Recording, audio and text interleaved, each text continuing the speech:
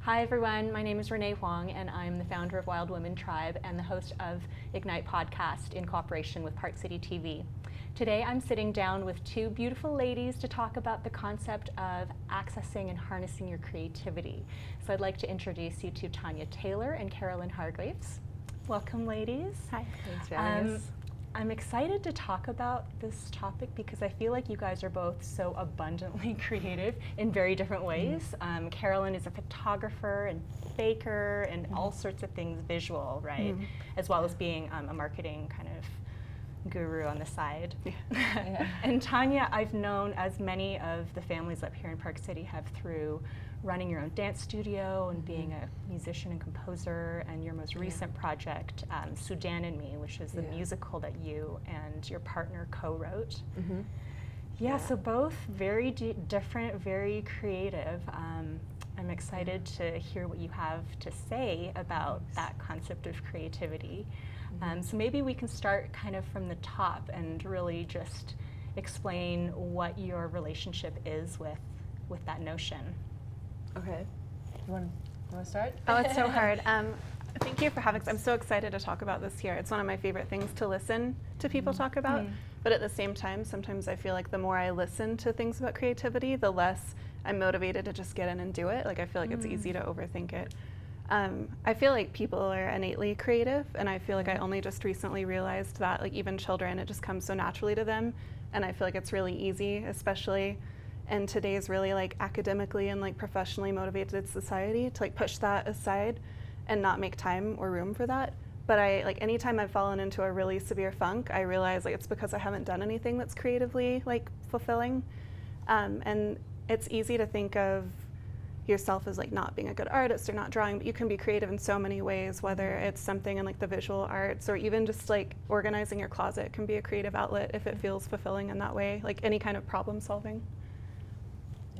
So for you, creativity is kind of like an expression of something really true inside you that's not dictated by like your job or responsibilities or I always feel really lucky when it lines up that way. But I feel like when I put the word creativity to it, I can feel really anxious, like just by like labeling it. But I feel like there are so many different outlets to feel creatively fulfilled. It's something I'm interested to have the conversation about it, because it is like hard to put words to it on something that just feels so natural. And what about you, Tanya? You know, I thought long and hard about it when you asked me to come on. And I honestly feel like creativity is disguised in hard work. I feel like anything, you put some work into something and then you can expand that creative outlet. So if I look at myself from a musical perspective, it's not like in terms of the musical, I just woke up and was creative one day and like, oh, and there's the musical. It's like you have to put in so much time and energy. You have to set aside that time in order to allow your creativity freedom to flow. But is it work then, or is it like an intense passion that you don't mind putting work into? I think you're onto something there. That it's an intense passion that once you set aside time for, then outlet. So you have to access that first, right? Yeah. So how about we go there? I mean, how did you guys find the things that you're so? It seems so effortless. Like I look at the music you produce and I'm like, whoa, that's amazing. And then Caroline, I've been following her on Instagram for so long, and you went through this baking phase where it was just like so beautiful and meticulous and intense, but you could tell how much you loved it. Yeah, I think it's a lot like what you said. Like a lot of the things that I now really love, it started with something that was really, really hard. Like pies were so challenging for so long, and that made me so mad and frustrated. So one summer, I'm just gonna make a pie every day until I'm not horrible at it. And then like that frustration, the more I did it, the more I loved it. And then you find little tips and tricks that make it easier. And then you find ways, once that becomes easier, you find other ways to challenge yourself, and then it all just kind of layers into something that becomes fun. And it still might be hard or take hours, or you might rather just lay in bed and watch TV or something. But it's like the second you start and finish a project, whether it's like a pie or a print or whatever, it feels so satisfying, especially if it's something you get to share with other people. But like you've parlayed these passions into jobs, Yeah. right, careers. Yeah, So, I mean, it's always that's- felt really serendipitous. Like, I love what you're doing with bringing women together, because I feel like the more you share what you love, the more people are eager to support you and share in that, and then they might become motivated to try something they never would have wanted to try before. Yeah. Because it can seem so daunting at first. Like, just trying is the hardest part sometimes. I love what you said, how you had to go through, yeah, I'm going to try a pie every day and see Yeah. if I can get better at And it was so frustrating. It was Yeah. maddening, and like Yeah. the whole like perfection being the enemy of good, like perfect Yeah. being the opposite of good. I think that's in a Brene Brown book. Yeah. I would take pies and throw them in the trash. Like, I've got a picture of like feeding a whole pie to my dog because it wasn't perfect, or like a lopsided cake. I would just put it in the trash. And it's like there are people who would love to eat that or love to share in it, and they don't see what you see. So that's something I really struggled with, especially in the beginning. I feel like only in the last 6 months did I stop just hating everything I did, even if other people loved it, just realizing like that's part of it. It's like you're going to be terrible at things in the beginning. Like some things will come easier than others, but you just have to push through. That's so interesting. What about you for the creative process? I think it's somewhat similar to that, because when we decided to do the musical, we knew we had to, get all the equipment necessary to record the music, and then learn how to use Logic Pro X. And I think I've invested 1,000 hours, and it's been 1,000 frustrating hours of investment into it. And so there's like this, this curve that happens that you have to put in so much hard work in order to get to the end product of creativity. But even stepping before the process of getting the equipment, what was the spark? What was the inspiration point? For me, in terms of the musical, it was telling the story of my good friend Solomon Ewan, who's one of the Lost Boys of Sudan. So, I mean, it really stems from wanting to share that story with other people. And you knowing that music was the outlet because that's your background. That's my passion and my Right. what I know and what I feel like I do well. Because I think, Caroline, you were saying, like people are they almost limit themselves by setting themselves up for failure, right? Like saying, oh, I have this interest, but it's just too hard, or I'm not good, or I don't have the skills. And so I'm curious to just know how you guys got there, right? Is it breaking it down into those little bite-sized pieces, like day by day, I'm just going to try a little bit more? Or? I think a lot of it is just finding something that you love so much that you're willing to like dig into that frustration for. Like I've always loved cookbooks. They're my favorite thing to read. Like after Christmas, I usually spend that next week just like with a stack on my coffee table, pouring through them cover to cover. And I just love the photos in those so much that like I so desperately like wanted to get a camera and learn to take the kind of photographs that I loved in those books, whether it was like just photos of the food or the behind the scenes in a kitchen. And it was hard at first, but I feel really lucky that like I started sharing little by little, and I wasn't great at it, but like Lightroom was the thing that I had to learn, and it was so frustrating at first. And you kind of look back and cringe at your early things, but at the same time, it makes you feel so proud of how far you've come once you can see like the efforts that you've put in. And then a lot of people believed in me, I feel like more than I believed in myself, and like gave me opportunities and like invited me into their kitchens to take photos, or invited me onto their farms to really get in. Like I feel so lucky to have gotten into the environments. So a lot of it feels like hard work and luck and passion, like all combined. Yeah, I feel like you have always been really good at being very authentic in like that social media space where people can do so much posturing and putting on of masks and things, but I think you've always invited people into your process. Oh, thanks. Right? It's a hard balance, like between feeling like you're oversharing or like being vulnerable versus oversharing, or sharing who you are without just feeling like you're word vomiting all over the place. But it's led to opportunities because people have said, wow, she has a passion that it's not about the money. It's And so many about- friendships too, like even more than the opportunities, those are the things that I find the most inspiration from, is like other people who are doing amazing things, and then they share that with you, and it all just kind of builds. Yeah. What about you, Tanya? Well, I noticed you talked about vulnerability, and like I've often felt like we put ourselves inside these boxes, or at least society puts us in these boxes of how we have to, behave within our own creativity. And I've always liked to try to break down those walls and say, I don't have to live within, that exact box. I can break out of it and do. And I think once you break down those walls, it allows your creative, passions to flow even further. I have to tell you, you have changed the lives of so many girls growing up in this town. Her dance studio was this kind of like free creative expression for girls who didn't fit into traditional dance programs, yeah. right? And so her productions, they were legendary because you always thank made sure you. that each of the girls had a time in the spotlight and that everyone supported everyone else. And so I think, Yeah. you know, you have really tapped into some aspect of the creative process that is tied with like self-confidence and motivation and empowerment, Yeah. which I think a lot of people Yeah.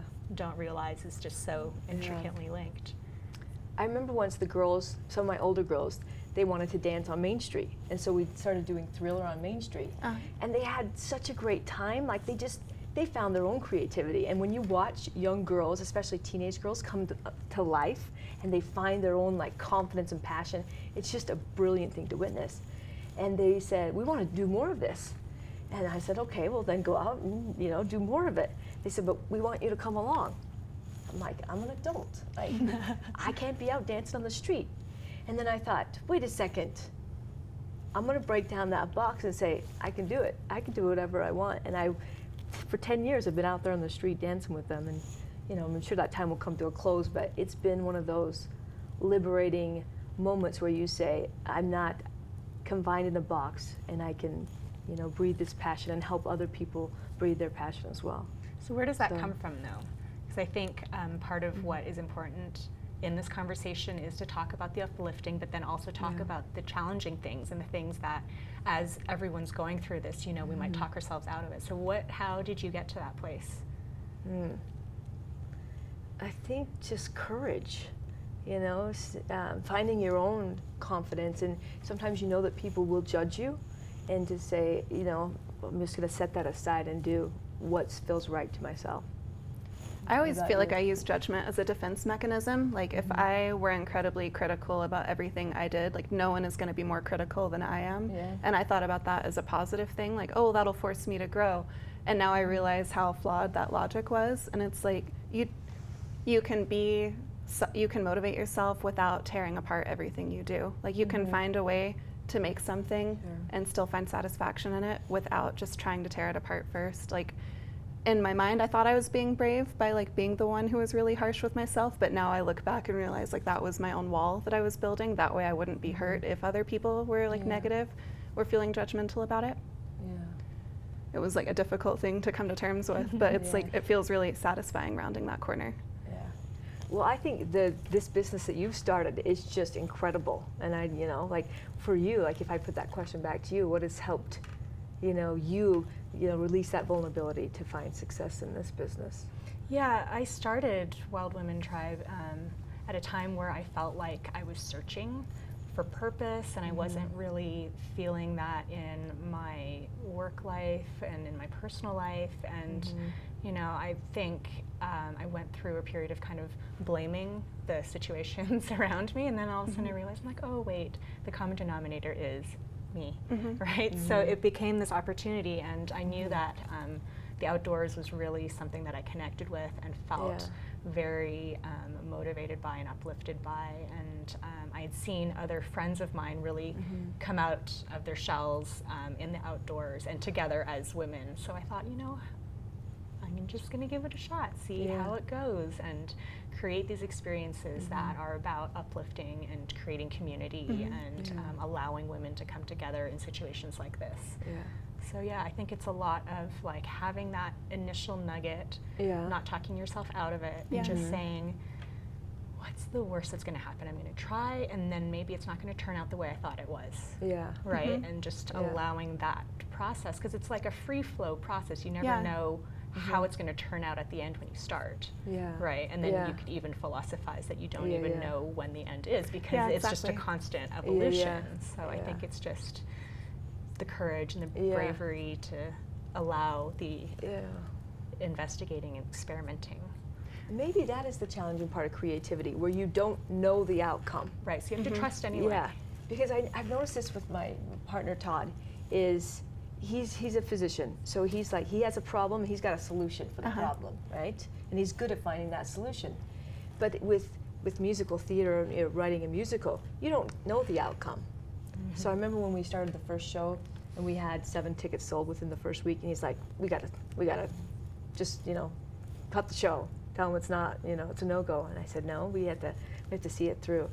And and then watching, you know, that creative process come to fruition was a beautiful thing, and it opened up something within him as well, to allow that, you know, creative expression to find an outlet. Yeah. I love what you said about how it kind of all stemmed from a moment of like realizing that you were feeling dissatisfied and like breaking that apart. I feel like I know a lot of people who they're just satisfied with their own dissatisfaction, like they just think that's the way life is, and it can be really self-defeating to think like, oh, I'm just not a creative person. But I think it's so important to us just to try, or just to start, and to not get sucked into that like wake up, go to work, come home, go to bed, even if it's just doing one small thing every day. Well, you were talking earlier about being in a transition point yourself. Yeah. How are you going to tackle this, or how are you tackling this? We with were talking creativity? before the show, like I actually feel really lucky to be invited here, because it can be a really uncomfortable spot, like taking a break. I think it's really important to take a break and not force creativity.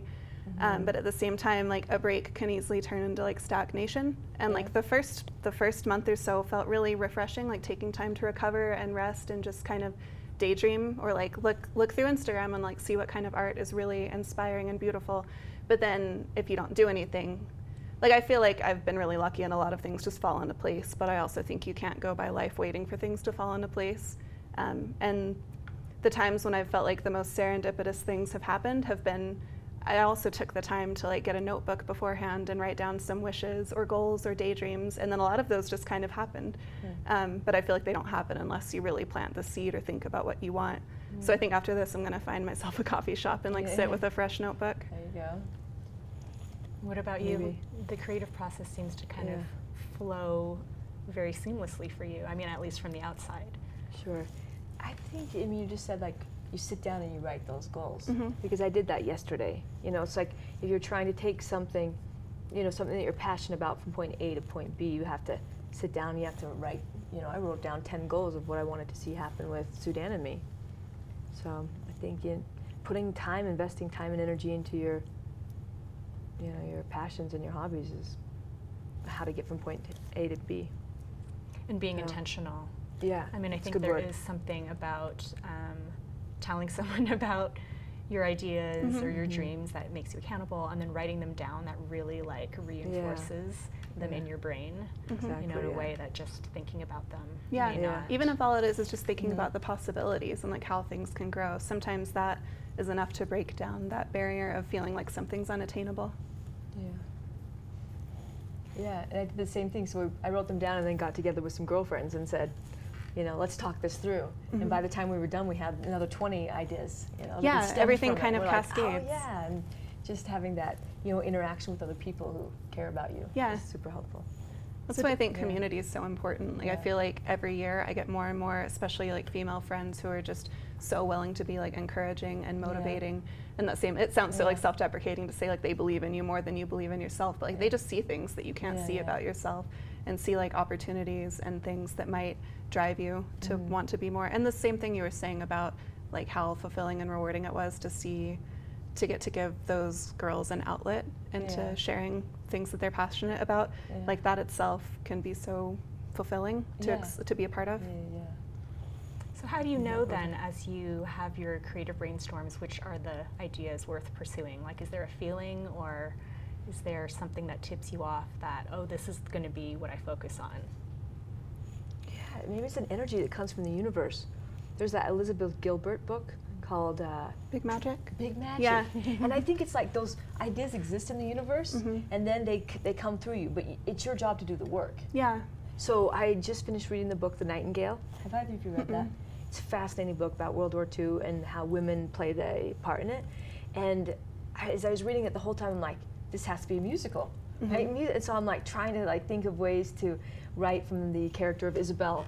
And but I know that in order to get there now, it's like hard work. Yeah. It's like I have the idea came, it just flowed through as big It's magic. like being receptive to those ideas and being willing to catch them, and then Yeah. being willing to invest yourself and your time into like seeing them through. Yeah. So it But those flowed- ideas are the things I feel like you can't force. Like you can make yourself available to them, but sometimes the harder I try to dig up a new idea like that, the more distant they seem. Yeah. And then you get in those spells to where you just need to like welcome them to you.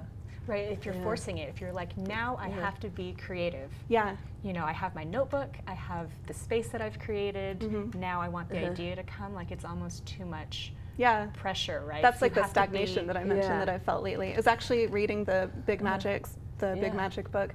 It was so amazing and I loved it so much, Yeah. but I was making all these prints and making all these pies and getting back into photography. Then I started listening to that book, and almost the day of, like listening to someone's amazing ideas about creativity, I just kind of shut down, and I need to just finish that book, I guess, so I can get back into it. Yeah. It almost feels like overwhelming, like instead of exciting. Yeah. But if the idea is being intentional, as you said, with creativity, so the idea flowed through, and now if I'm trying to find a song about Isabel, I have to really sit down and, you know, it's going to be hard work, and it's going to be uncomfortable for a moment. But I think you have to go through that process in order to get to the other side of it. I feel like that's the kind, I love that part of the discomfort of knowing, like having a goal in mind, or like you have the thought, because it's like, I feel like it's frustrating in a lot of the same ways like being a parent can be. Like you're in a moment and you know it's hard, but you dig down and then you follow through, and like seeing something blossom out of that is really satisfying, instead of the frustration of like waiting for something to happen. Like knowing that you've taken even like one step in that direction, or even if you have a whole day and no ideas come to you, it's like, well, at least you have that in mind, like that little seed to look forward to. Yeah. So kind of having a sense of trust in the process. Is that something that you think came easy to you, or was that something that you learned through creative process? I feel like it's always one way or another for me. It either feels so natural and just kind of flows, like things just feel really lucky and fall into place, or it just feels so maddening and frustrating. And I always felt like a dabbler in different, like I'll try something and it's fun and then I let it go, or like even as a kid trying new sports and letting them go. And now I realize like it's okay to be a dabbler. Like if something's not a good fit, it's okay to let it go, and maybe 10 years from now you'll come back to it and love it, and maybe it's just not a good fit. But it is hard to find that balance between, are you giving up on something because it's hard, or are you giving up because it's not a good fit and you're just moving on in a different way? Sometimes for me, songs will come real easy. Like I'll wake up and in 20 minutes I have a song written. Right? And then sometimes the songs take a lot more work. So it's a fine line of, you know, just investing the right amount of effort in order to get to the end of it. Right? I feel like every outlet of mine like has such a different vibe that way. Like photography, I feel like I can look at a beautiful plate of food and see like 19 different ways I want to photograph it. And then like after like years of studying and figuring out how to achieve the look that I want, like I feel really confident that like that'll be easy. That'll take 30 seconds in the moment and maybe another 5 minutes of editing, and then it's done and I'll feel so good about it. And then other things, I want them to feel that easy, but it's also like I haven't invested years of work in making those come easily. So it's like finding out where to dig deep. And so maybe it's the universe, maybe it's the universe testing us to see if we're willing to see it to fruition. You know, like, okay, let's see how invested you are. And then we'll give you a new idea or a new sample of something. Yeah, I do think it is kind of like that fine line between following the flow but then putting in the hard work, right? But for the right reasons, like because you love it so much and you wouldn't want to choose anything else. Awesome. Yeah. Well, I feel like we could sit I for know. a lot My brain more just time. going. It's just in motion. But I wanted to thank you both for being Thank you. here. And did you want to share any social media handles or ways of people getting in touch with you or following your projects? For me, you can go on and search Sudan and Me podcast. It's a six-act podcast, and we'd love for you to take a listen. So, and I'm on Instagram at salttoothslc, and my website's carolinehargreaves.com. Awesome. Well, I wanted to thank Park City TV for being our media host, and to also encourage you, if you like these conversations and more, to visit wildwomentribe.net for more excursions and things out in the wild where we're connecting women through authentic transformational experiences. Happy to have you follow us along. We are on SoundCloud and we are on YouTube as well as Stitcher. So subscribe and you will hear many more conversations like these. Thanks for joining us.